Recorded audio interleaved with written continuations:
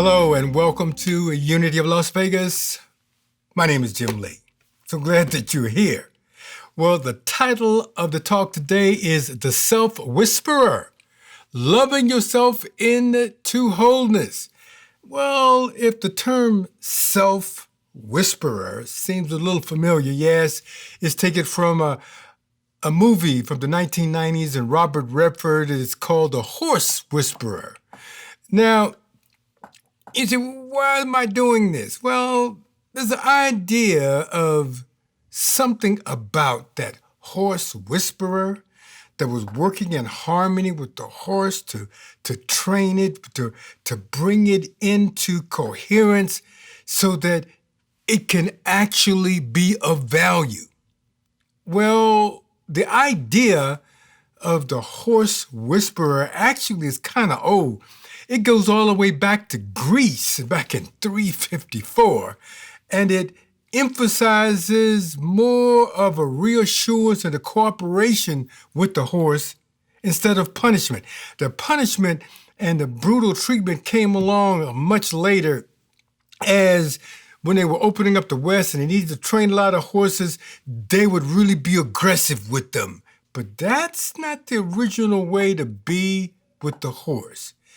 And the term horse whisperer, that actual term came from Europe, from an Irishman named Daniel Sullivan, who made a name for himself by rehabilitating horses that were vicious or considered untrainable. And he would just take the time and be with them. And he was called a horse whisperer. Well, we've got some horses inside of our consciousness. They're going all over the place. Sometimes they're wild. And we need to be a horse whisperer to bring them into harmony, into wholeness, so that we can be productive. We've got some fragmented selves that we've got to talk to bring about some peace, calm, and wholeness. The title for today, The Self-Whisperer, Loving Yourself into Wholeness. This is what it's all about. But before we get into the service, I just want you to know we've got a great lineup for you today. We got our prayer chaplain extraordinaire. Don Fouts will be doing the daily word. And then John Jones is going to introduce our song for the day. I will be doing the message. And of course, Lisa will be bringing it all together. We're ready for a good day. Be open, be receptive. You now can be a horse whisperer. Now, you're going to be a self-whisperer. Let's get ready. God bless you. Good morning. My name is Don Fouts, and I am honored to serve as prayer chaplain for Unity of Las Vegas. And our message today is one of love, divine love. And in this prayer, I'd like to invite you to go within and find that sense, that essence of who you really are, a connection to love. And so if you'll close your eyes and find your breath awareness is a key to the present moment. So that long breath in and an easy exhale. And on the next breath in, see if you can just keep your attention there in the heart. We recognize that in the heart, what is unknowable becomes known. And in the heart, we are all connected to a divine spark of goodness, of wisdom, and of joy. And you can stay in the sense of prayer while I read the daily word. And the word is oneness. And the affirmation is, I am divine. Over the years, I have learned there's a spark of divinity within me and within all people.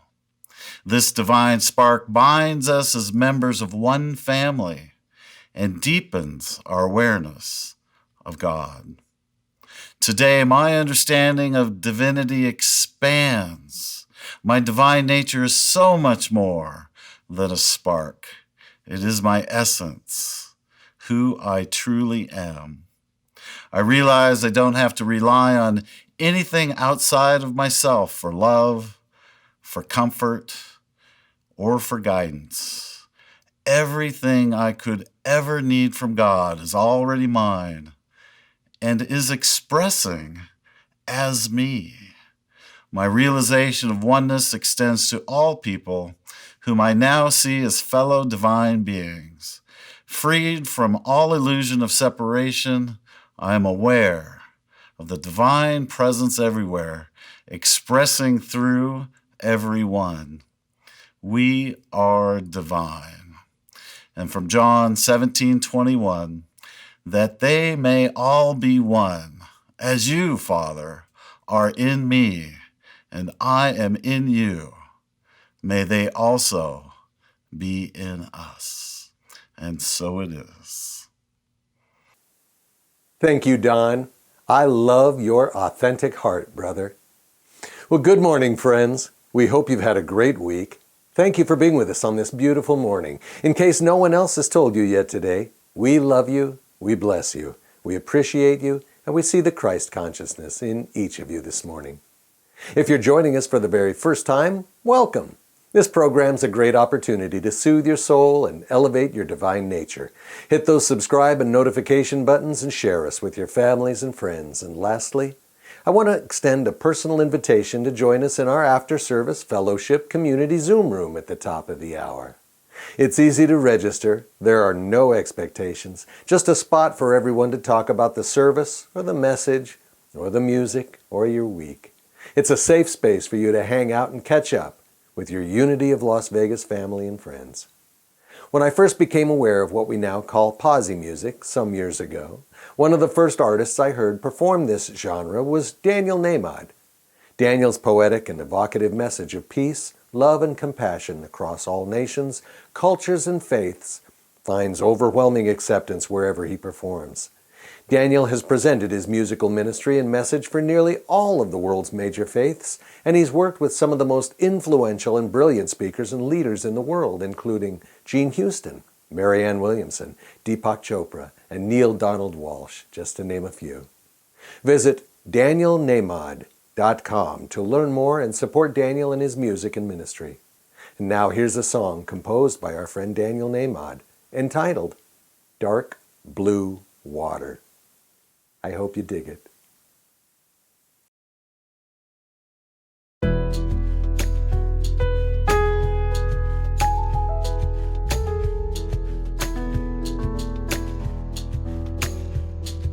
Dark blue water,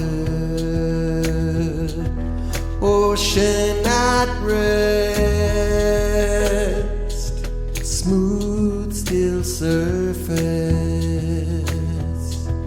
holding its breath, currents well hidden, waves unfold,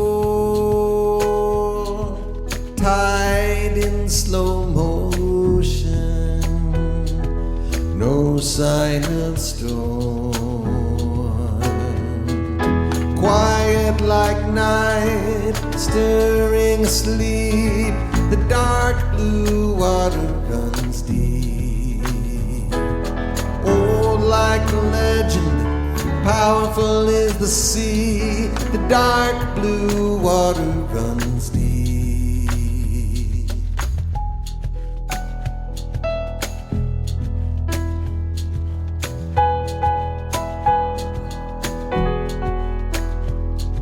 Star-filled heavens,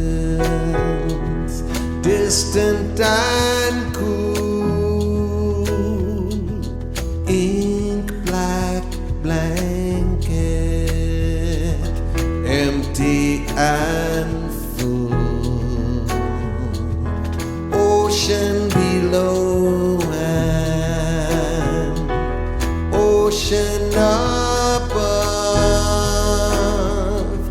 vast unending, no down, no up, quiet like night, stirring asleep, the dark blue water runs deep. Old like a legend, powerful is the sea, the dark blue water runs deep. The dark blue water runs deep. Swimming in silence, no sense of time, floating in weightlessness, earth with no rhyme, shadowy figures, ghosts will abound, never a harbor is found, quiet like night, stirring asleep, the dark blue water runs deep. Old like a legend, powerful is the sea, the dark blue water runs deep. The dark blue water runs deep.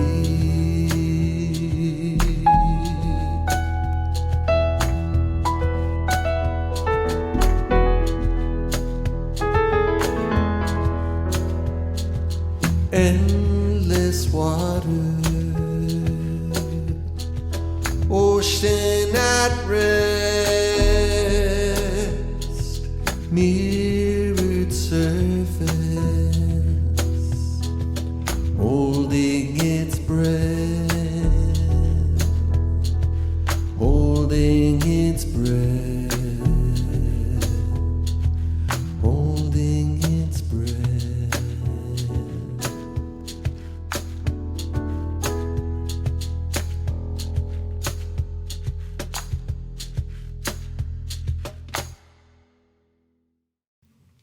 Ah, wonderful. Thank you, John, for dark blue water.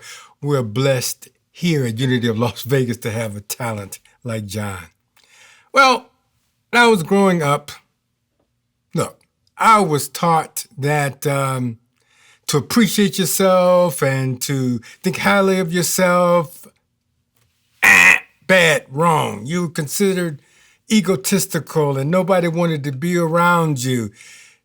It was not appropriate just to talk about how much you loved yourself. That was a narcissist, and that was like off the charts. However, when you read the Gospels carefully, you discover that that's not where Jesus was coming from. That's not what the gospel is all about. It's about celebrating ourselves. It's about pointing out all the good things that are in us. And Jesus even said in Matthew, the 22nd chapter and the 34th through the 40th verse, just to paraphrase this a little bit, he says, "You shall love the Lord your God with all your heart, all your soul, and with all your mind. You shall love your neighbor as yourself." Now that's the key, as yourself. But today is all about loving ourselves into wholeness. And in order to do that, I'm inviting us to really stick to the commandment that Jesus talked about, that he incorporated in his life. Loving yourself. Loving yourself. The question that I ask you and myself, how do you talk to yourself? What are you whispering to yourself about yourself? When things go wrong, what's going on in that little mind of yours when things are out of sorts? Are you even safe in the corridors of your own mind? Well, I grew up with a religious training that was filled with judgment, guilt, blame, shame, and in my head were these prosecuting attorneys that were always telling me what I did wrong. Straighten this out. Don't do that right. Oh my goodness. And I noticed, and if you would notice, how often do you praise yourself? How often do we love ourselves? How often do we tell ourselves that we did a good job? Now, I'm not going to ask you how often do you tell yourself that you did a bad job or something went wrong or this was out. Oh, trust me, I know that. See, as a minister, a lot of people give me some feedback. Most of the time, it's all positive and good, but every now and then somebody will say, oh, I don't like that. And then I get hung up on that versus all the people that said that they got something from it. The one person that didn't stays in my mind. I beat myself up. Now check this out. And this is the truth. You can't beat me up more than I can beat myself up. So I am looking now at that is not a way to be. And if this is a reflection of anything that you are, this is about taking another look at yourself and loving yourself. I'm in a men's group. We've been meeting for about the past 18 months. It's really, really good. And for the past couple of months, there's one particular guy, I think he's always saying something negative, and he seems to be undercutting me all the time, and it gets a little irritating. And so I was just thinking the other day, all right, I'm going to confront him, expose this so that I can address this particular issue. And I was going through that and I was noticing something. The feelings that I was feeling really was coming from me. That this was really a feeling of myself, of unworthiness, not good enough, all of it. He didn't say that, but it pointed to that. And so this allowed me to see, it's not about him.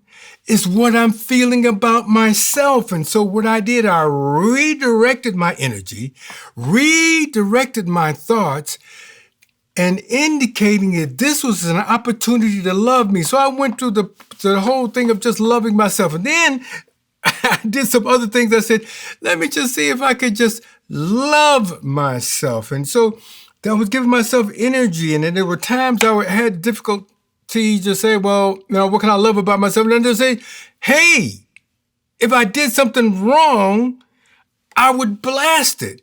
So why don't, when I do something right, acknowledge it. Give it feeling. So the other day I got up, I put my shoes on. Wow, Jim, you put your shoes on, buddy. Look how good you are. Pat yourself on the back. You may think, oh, that's kind of weird. No, my beloved, we have to have an opportunity to love ourselves and lift ourselves up. There's something in this that when something happens, we're looking at it in an incorrect way. We are now to look at it in a way in which we can, instead of something that's negative and bad, we can look at it as pointing to something that needs to be loved in us. It's time to whisper to ourselves, I love you. The conflict that's going on, that's outside of us, sometimes it's inside of us, is really a cry for love. I noticed that he just touched the button in me that I needed to point to myself. So I'm inviting you to take a deep breath, just like I did. Relax, and just open your heart to love. Now, what I am now is going to use a term that I use for myself, and actually I got it from Jamaica. And it say, the Rastafarians say, I and I.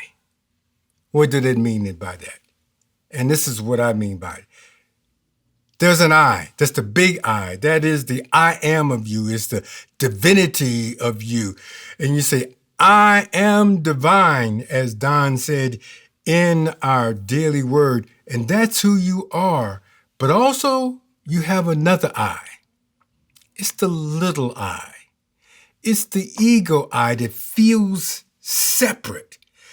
Now, the loving ourselves is to find a place in the whole of us in which we can be complete and we can bring in this loving harmony from the little I into the big I. I and I, we're to now be like a soul whisperer. And we're going to love ourselves back into wholeness, that little I, that ego that feels like it's separate, that's like a wild horse and is going all over. What it's needing is love. That's all it needs. So the goal now is for you to love yourself. Now, loving yourself, I wanted to say that it's easy, but it's really not. However, it's a profound spiritual practice that's so rewarding and beneficial. And so I'm inviting us now to take it on as a spiritual daily practice of loving yourself, and it really doesn't have an end point. What it is this practice is refines our awareness, our insights to be in alignment with the wholeness of divinity. So we breathe and say, I love myself. It means all parts of us. And if we're not able to, that means that we're supposed to expand our love so it can extend. And the more difficult it is, the more rewarding it is, because now we have to use more muscles to love. Now, this is an ongoing practice, but the goal is to fall in love with just loving ourselves. Let's think about that. Now, it sounds good, but can we do it? The point is this, though. This spiritual practice is not an agenda for something. It is not a means to a particular outcome. It isn't, well, I'm going to love myself so that I can open the door to prosperity. However, the door to prosperity will open up. Some people say, well, I'm going to love myself in such a way that I can set myself up to bring in the right and perfect mate. Well, that can happen, but that's not why we're doing it. And I'm going to love myself to have a higher consciousness and a higher vibration. Yeah, that can happen, but that's not why we're doing it. It is to fall in love with ourselves, and being with ourselves is the most profound thing that we can have, because our true essence and authenticity comes out when we take the moment to love all parts of ourselves, and including the fragments of ourselves, because this is all about wholeness. So say softly to yourself, oh my goodness, I love me, all of me. The truth is, you are a light, you're a child of God, and it's time that we whisper this to ourselves so that we can transform ourselves. And so now, what happens is in life, we get all of this stuff where we'll have these thoughts, or the people outside of us are projecting stuff at us, and we look at it as roadblocks to our love and wholeness. No, they aren't. They're just guideposts. They're like portals. What irritates you and whatnot is just pointing to an aspects of you that needs healing and needs some love. It's a portal into wholeness. It's not an obstacle. So today, love yourself fully and completely. And as you do, you'll have the capacity, the awareness to love other people outside of you, but it all begins with each and every one of us. We can transform it ourselves. And it's time to do this with the simple task, the simple action of loving yourself. And you may say, well, I don't know how to do this. I feel unseen. I feel underappreciated. I really just don't know how to love myself. That's understandable. But first of all, accept yourself just the way that you are. Simple. Just love you.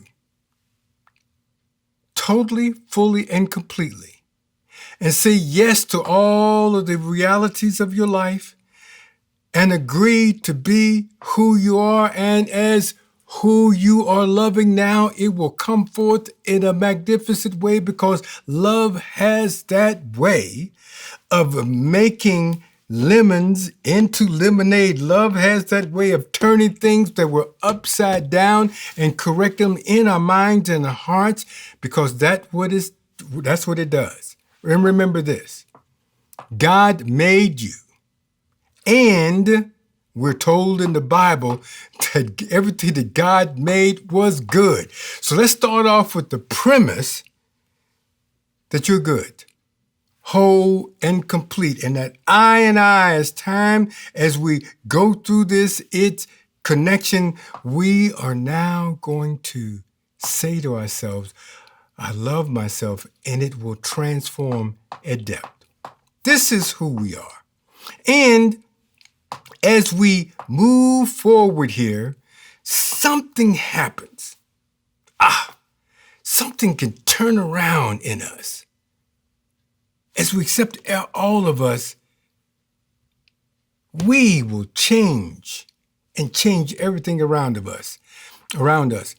My uncle, when I was young, he had one leg. He lost his leg in World War II. And as I understand it, before I came along, he drank a lot. He was unhappy. He was really an evil man, as I understand. And then one day, he decided he was going to accept himself just the way he was. And someone asked him, well, what happened? Hey, I got sick and tired of being miserable, so I got decided I'm just going to love myself as a one-legged man. And he said, I just accepted the fact that I have one leg. And he says, I'm just going to make the best of it. And as he loved himself, something about a healing took place. He couldn't get a lot of jobs. It was his left leg, and it was wooden. Back then, it didn't have prosthetics.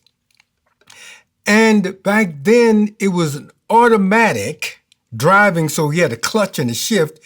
He shifted with the wooden stick of a leg, and yet he was able to keep driving, and people loved him so much so that he hired other people as a cab driver, and he went on to have a very productive life. If he did not love himself, if he did not accept himself, he could not have made a way out. The way that was formulated for him could only come about through love. So the way that we're going to transform ourselves is through love. And the way that we're going to transform the world is through this unity consciousness of loving ourselves that has such an energy potency, it can turn everything around.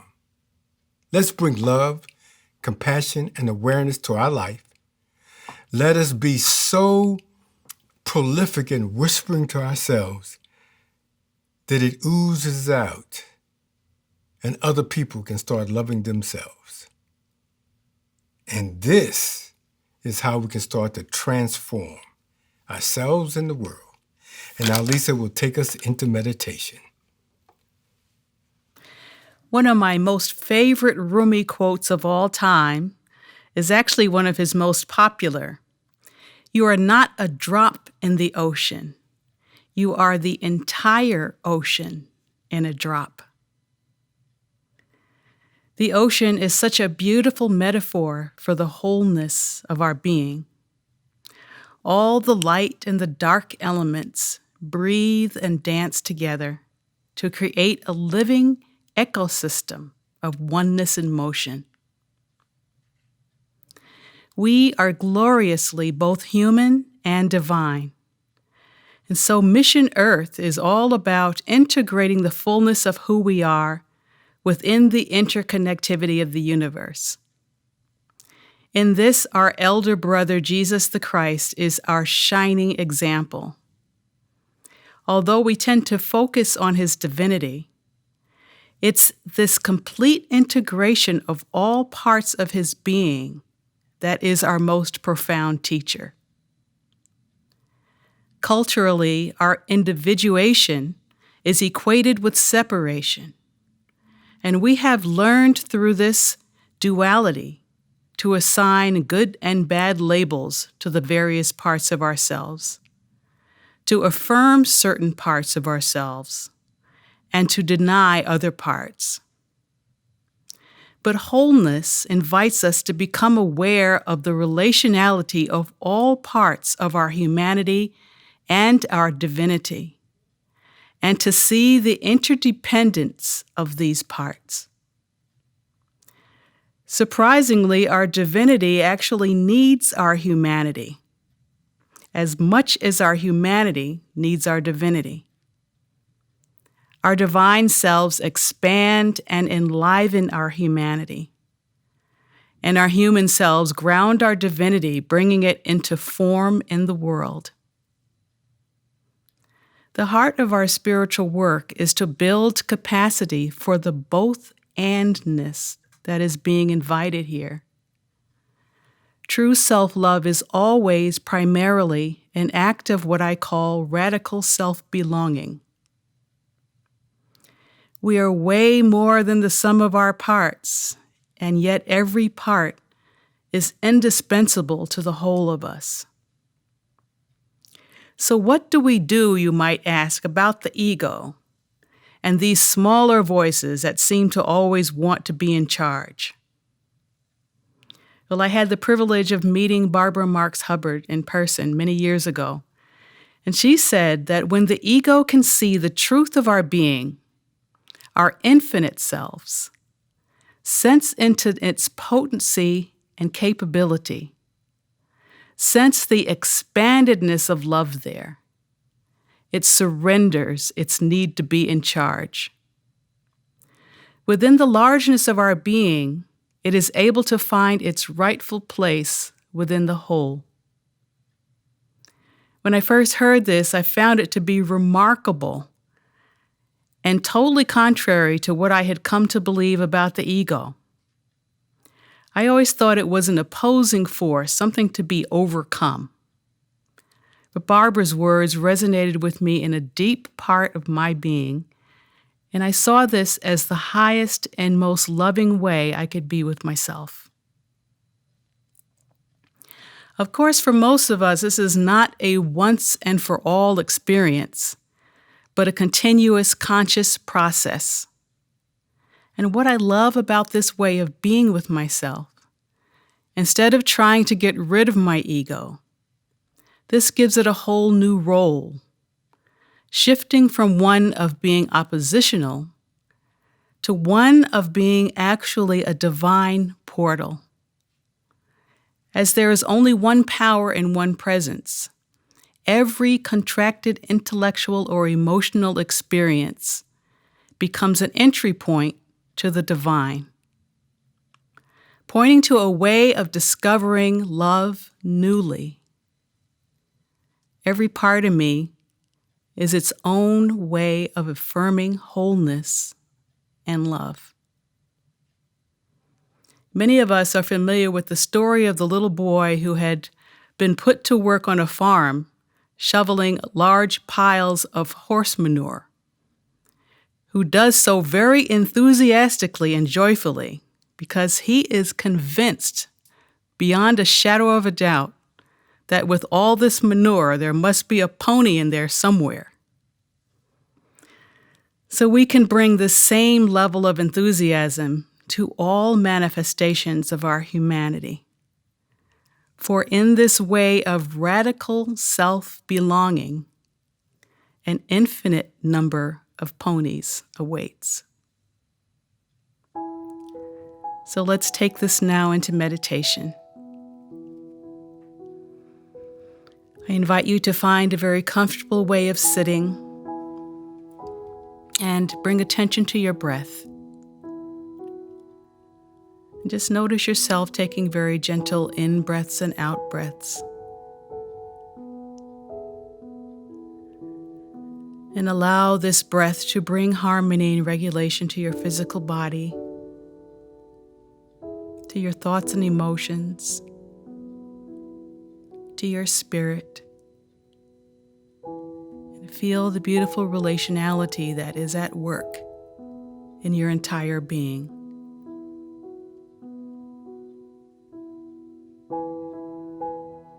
And now bring attention to your heart. And imagine that you are breathing in and out of your heart, allowing your heart to become a respiratory organ itself.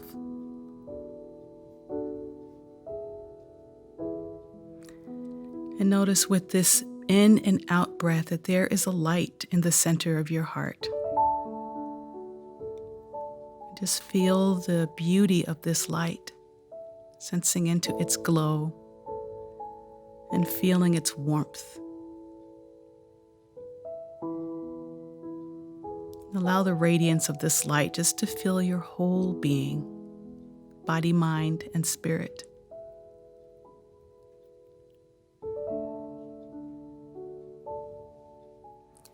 And allow this light to radiate out and connect with the universal heart. And feel this expansiveness of heart energy, of light, of love.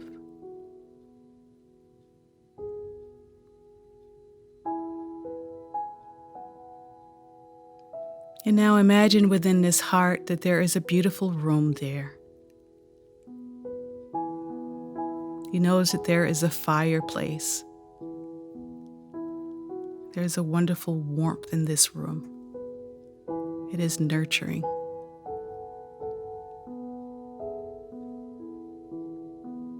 And you're experiencing the smells of possibly bread baking in the other room coming into this room. And every part of your being says, I'm at home here.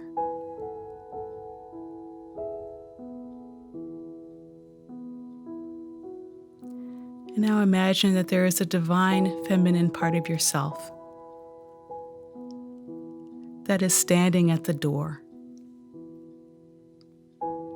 She may take the form of a beloved mother or grandmother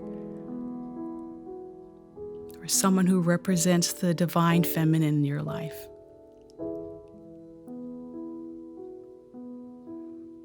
Imagine as she opens the door and stands in the threshold between your heart and the heart of the universe.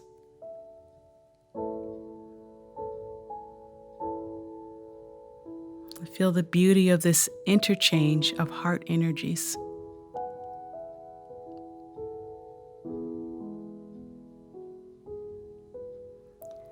And now imagine as she is standing in this threshold that she's calling all parts of your being home in a way that a mother calls her children home at the end of a day.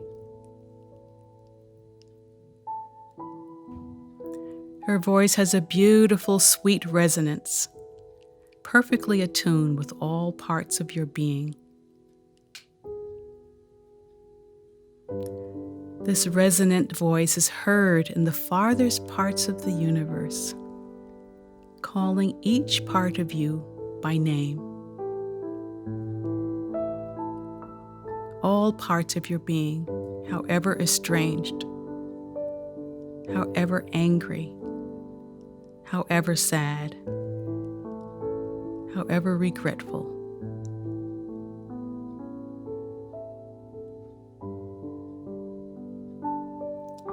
And sense the beautiful heart wholeness in this calling. Each part, however far, is seen and known.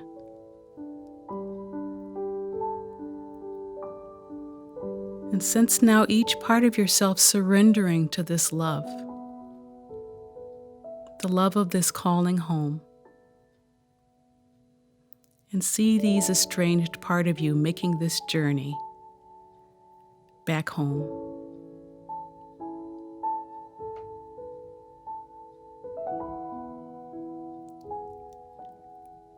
And breathe into this heart that is receiving these parts of you back into wholeness, sensing into the fullness that is created as each part of you returns home. And sense how each part of you is indispensable to the wholeness of who you are.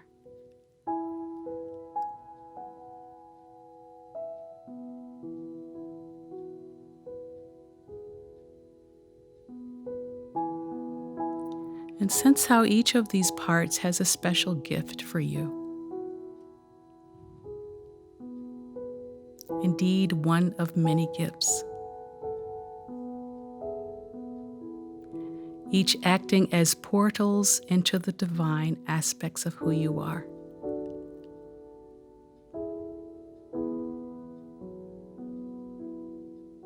And feel the expansion of your heart as you receive these gifts.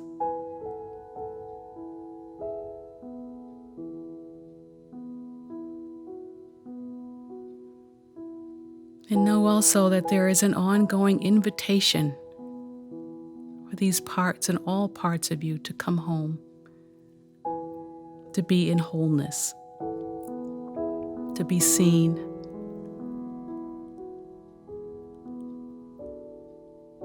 to be received in this radical way of self-belonging.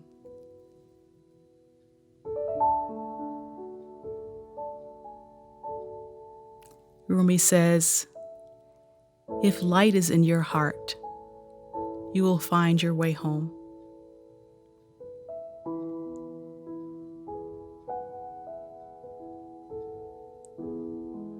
And take one more breath in this warmth of heart home. Knowing that this is the way it really is.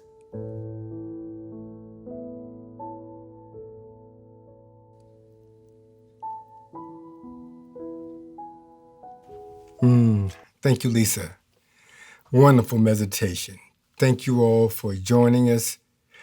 Please share your love with us. Call in for prayer if you need it. We thank you for all of your tithes and offerings in this ministry. Gosh, we are here for you.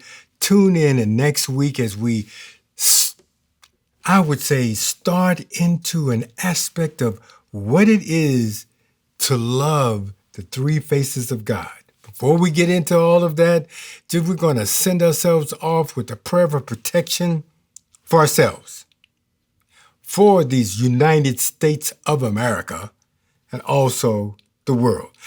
So it comes up now on the screen. Let's say it together. The light of God surrounds us.